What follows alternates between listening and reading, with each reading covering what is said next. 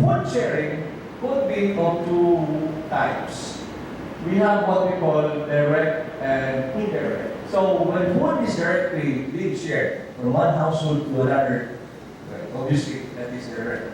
If information where to get the food and how to access food, that is indirect mode of sharing.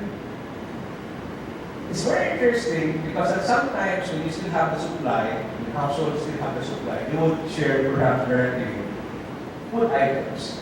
But when the resource becomes depleted, you will just provide information where to get the food. I mean, in this case of a community where you have still wild plants and wild animals to harvest or capture. And these are the factors that are affecting the sharing. One, the context of sharing. During what times? So what? And if an agricultural community, we distribute that or we classify that as pre-harvest, harvest, and post-harvest. And the movement of food and the supply of food varies. That's why the next also is types of food being shared.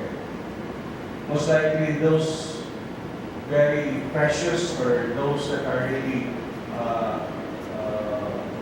scarce might be kept by the family, and those less are being shared. And then we have family life cycle stage. We have the newly established, the maturing, the declining, and finally the is the declining, where we have only the couple without the children. The growing, we have mature. No. They're producing. And then the mature household where you have all very children who are capable of working. And then we have kinship proximity. I'm talking about relationship from ego, the family, next in line until it's going on. Then you have geographical distance. So these are conditions that would affect food sharing, particularly in the case of the Batak. So this is the family life cycle. Again, I'm discussing this in a context that is rural. So you would imagine urban it might be a different thing. And we're talking here about a family that is still traditionally so collective in terms of relationship. Stage one, newly married couple, establishing, no children yet, or no child yet. Then stage two, with small children, and they need nourishment, so they need more food. And then stage three, with more number of growing children, and stage four, couple of advanced age without children. According to Dr. Academia, stage 1, stage 4 households are those that are vulnerable in times of food scarcity. Why? One, the couple in stage 1 is still beginning to build a family. Stage 4 is declining already, which means the couple is physically incapable of producing. So the question now is, where is the source of food? Who most likely will receive more assistance? Is really affected by this. So obviously, stage 1 and stage 4 are those that are receiving more food assistance. And the center, the one that provide, would be either stage 2 and stage 3. So context of food sharing is like this. And it is very obvious, very obvious. If there is relative abundance of food, particularly during harvest and post-harvest, post-harvest, food sharing is so generous. Just like when you're happy, you give a lot. If you have won the million lotto, most likely, I don't know who won that one. Number 2, I think, right? So, the person there is very generous, he will be giving. But then, we have this also notion, particularly in the case of the Bataks. There's no bags, there's no refrigerator, there's nothing that would preserve wealth and food. So, Distributing the food by sharing it is an example of social repository. So that in the future, you could get it back through food sharing also. Now, what would you keep food when you could not keep it because it's going to be rotten? So you would rather distribute this and share this to nearby households that are needing food. Because, again, gratitude would widen, and therefore in the future, it's a kind of security bond where you could simply collect, provided that collective consciousness is still present. Hindi yung walang hiyana. Na pagkatapos, after you're giving things, then you are needing something, would forget you.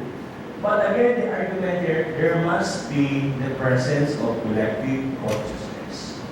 Given the presence of resources, given that situation that people are needing help, food sharing could work. Kinship network could be operationalized. But, as I've said, it is not permanent. It is also changing depending on the context, the situation, and so on, as mentioned earlier. So, food scarcity during pre-harvest period is a survival problem and disastrous in the case of the Bataan. It's disastrous. So there are times then when we have no more food, nutritionally, the weight of children reduced, and it was monitored by Dr. Carlinia. So malnutrition to be a measure of food scarcity for this group of people. In the case where, production is affected because of typhoons and droughts, then that's another kind of problem. It's harvest time, but you have no harvest due to typhoons and droughts. That would be a problem. So we can go to our networks, as illustrated by the Bataans. The video has what we call, you will find ways like that? You will find ways. The household will find ways with their networks, with their relatives. Success is relative to the networks established during periods of food abundance. So food abundance is a period of establishing network. Food scarcity is the period of getting back. In this culture. Again, do not move it out from the collective culture, right? So the household is always having that way of securing themselves. But this is what I said earlier. The network would collapse and would be limited to the closest of the team. So we have what we call blood is thicker than water. In fact, this is a common problem also during times of distribution of relief.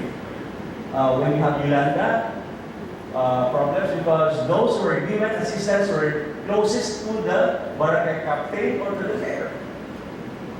So blood was thicker than water. Blood is thicker than the flood. Closest in and those living nearest the givers have benefited more from food sharing when things become worse. Kinship network is basically a means for family survival in times of disaster, therefore where food is a major priority. Food, and that includes only water and other things. The house is really food. So, let me bring you then to the other communities where we have said. So this is now a modern community, but rural. This is where I did my study, where that first slide showed the introductory part of it. So this is in Negros. But riverside communities show some similarities with Bataan in extending assistance. However, the situation here is an agriculture cycle, but it is flooding of the river. So the first illustration of the Bataan was scarcity due to agricultural cycle. It's always happening. It's a cycle. So every year it experiences scarcity. In this case, It's also a cycle. Every time there will be typhoon, there will be a problem of flooding, and therefore resulting to food scarcity because of the damage on crops and farm animals. The context, however, here is this. There is a wide distribution of relatives as shown by the network we have for food assistance. And network of assistance is resorted to here when external aids, remember, when external assistance are limited or not promptly received. Remember one of the major problems during Yolanda, there was so much of relief goods to be distributed, but they could not be sent because of the problem of transportation and infrastructures. Roads are destroyed, bridges are damaged, and so on, so they could not move those. In this study that I had, 15% of the 120 households received assistance from kinship networks. So, what assistance here is significant to biological survival and preservation of collect-based values. And food assistance comes in the forms of money, food items, and labor, and those of being helped, recovered, and have found meaning on kinship network. This is what I said earlier, but assistance comes more from maternal teams, those related to the wife. And that's what I said when I said that they look for partners outside, but actually they bring the partner to the community, so they have more maternal relatives.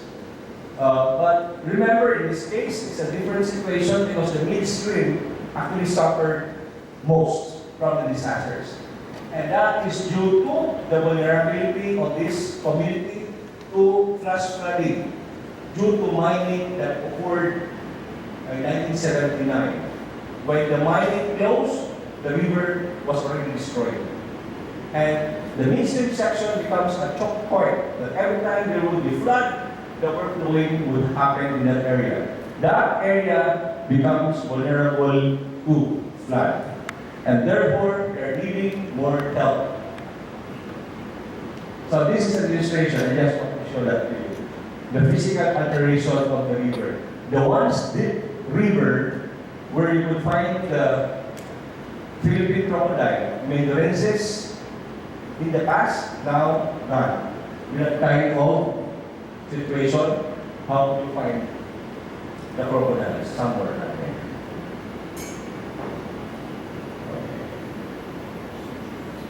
So, here, I will show that the damage caused to the river in the midstream is huge. And the argument here is that, as I mentioned earlier, assistance is geographically determined also. Households in downstream and upstream sections become the source of assistance to those in the midstream section. This would now perhaps answer the question, why won't they not leave the place? This is an ongoing study in Ocoee River, another river in Negros, Florida. Subjective perception, that's how we describe sense of place, oftentimes associated with psychology, that we're using now. This is sociology and anthropology. And there are three components here: place identity, place attachment, and place dependence. Identity is the categorization of self in relation to the place. Attachment is the bond we have with the place. Dependence is the value of the place. That's more for survival. Okay. And this is the result. We're still analyzing this one, and you notice that place attachment is highest in this sport. And particularly, what it says here, I feel happiest when I am at my barangay. Place dependence, it's just similar with place identity. My barangay is the best place where I things that I enjoy most. But you have noticed, livelihood is the lowest. It has some implications. I can say that to anyone that I belong to my barangay, that's the highest in place identity. You will notice here that it's the lowest, and we argue that it's livelihood, perhaps. We argue that it might be different. It is attachment to the place that keep them in the place because of networks. correlated, the three, they are so related. So we have place identity, attachment, and dependence. Very much connected. And when you talk about perception of risk, you notice here that one is highest is uncontrollability of disaster. Degree, why? It's every year or every other year, right? But not able to control it is very, very high. Level, yeah. Here, level of experiencing is also high. Okay. When we try to correlate that one, we notice that these things are related. Anticipated degree of disaster is related to all the other components. Perceived probability of disaster is related to level of fear of disaster and so on. So there is that interaction among these components. And this, however, doesn't show that my time is up already. Higher risk area, notice again downstream, I just because it's like, and then we have midstream. So we asked if the area is really that high risk, is downstream. Relocation decision, it follows automatically that you will decide to move downstream. Those in upstream, no, depends. If you go further, these are the reasons. Availability of place, and depends on the place. So it's really conditional. I tried to sum some of the results, and I argued if depends is actually a no, more would not move. What I say that if depends means a no, because the conditions have to be met. And that's why you would not move. It's significant.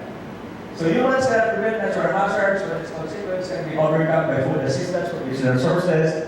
And tension, as I mentioned, happened. So the community has own support, and that is tension networks. It has an implication in BIARI, culture, obligation, and resource. It's a first line of defense. It strengthens collective consciousness. It reinforces the moral system, enhances disaster preparedness, and harmonizes external health distribution. So, in sense of place, implications to DRM shows human environment interaction. Place destruction is disruptive to some, and they have to find meaning of the place.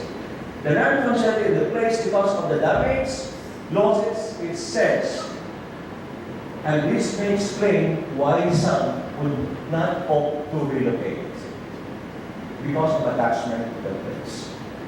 Therefore, this is a good analytical tool to understand community resiliency.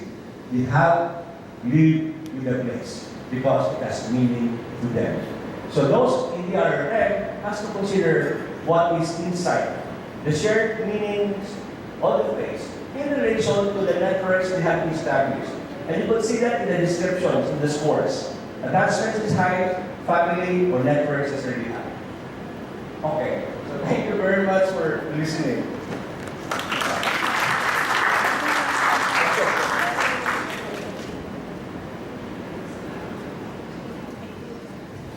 Thank you, Dr. Oracion. So we can accommodate one question if somebody wants to ask. Kind of approach the mic. A friend even monitor if you can make the question, or it could be one to read something. So we'll have more than a answer. Thank you. Thank you. Thank you, sir, for the very interesting session. Medyo, it's rare for me to encounter rural setting in the DRRM discussion. So this is very refreshing for me. But one point that I'd like to also point out is that based on experiences, I've been working with these bodies and Tagtoberos all over now. And normally, rural isolated IB communities they don't have a different concept of hazard and disaster.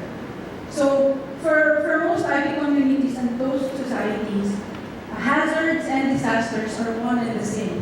So the challenge for CPDRRM is how to open the community to the difference of concepts, including vulnerability and weakness. So when we start discussing what the modern DRRM formulas are, we have to go back to the level of the current value system, the current exposure, and look at it and slowly interject within their concept based on the value system. So that's one of the major points. Another part of the challenges that we've been experiencing in CPDRRM and now is the concept of stockpiling. Because there are no, when you ask them to, in Metro Manila or urban areas, when we talk about emergency kits and emergency stockpile, it's so easy. And when you talk about the go bag, it's so easy. But when we talk about stockpiling and the emergency kits for rural communities, it's totally different. So just to point as we go forward for CPDRRM, that both rural and urban concepts are important, they're equally important, but we need to look forward for like, even the Negros situation is totally different from the upland communities. Thank you. Yeah, thank you very much for that, Sir. I agree with all the points you have raised. In fact, people didn't call it disaster because it becomes part of the cycle of their lives. There's always a scarcity in the case of the dams. For flooding, well, that's different now. For rural communities, they would already understand why it's flooding and like that. But always, that's why it becomes normal to them. So the concept of Bangkok, of cultural disaster seems to be true. But somehow some people will disagree with this because we have a different orientation to the Latin world. So in the case of IPs, they have their own system. Internally, they could work it out. We are the only one problematizing it for them. We in fact we were able to survive, but because we have different standards, and that's correct. There's always a context when you talk about BIARI. You cannot impose. That's why in my presentation I really focus on cases, and I always say don't get out from this because it's going to be a different story. Thank you very much for that one. Can I entertain one more question? Yeah. Okay. And then perhaps other members, we can approach her later if you get China's permission. Thank you. Don't forget to introduce yourself first. Thank you.